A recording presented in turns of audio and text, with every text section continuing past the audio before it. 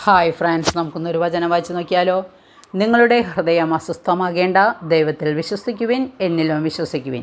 ഇത് യോഹന്നാൻ എഴുതിയ സുവിശേഷമാണ്. വചനം വരെ നമുക്ക് ശ്രദ്ധിക്കാം.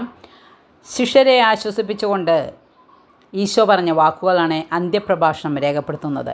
മരണം വേർപാടാണെങ്കിൽ ഉത്ഥാനം തിരിച്ചുവരവാണ്. തൻ്റെ വേർപാടിൽ ദുഃഖിതരും അസ്വസ്ഥരുമായ ശിഷ്യർക്ക് ഉത്ഥാനത്തിലൂടെയുള്ള തൻ്റെ തിരിച്ചുവരവിനെക്കുറിച്ച് ഉറപ്പ് നൽകിക്കൊണ്ടാണ് ഈശോ അവരെ ആശ്വസിപ്പിക്കുന്നത്. മരണത്തോടെ തൻ്റെ ജീവിതം അവസാനിക്കുക ഇല്ലെന്നും ശിഷ്യന്മാരുടെ തുടർന്നുള്ള ജീവിതത്തിലും താൻ സന്നിഹിതനാണെന്നുമുള്ള ഉറപ്പാണ് ഈശോ അവർക്ക് നൽകുന്നത്.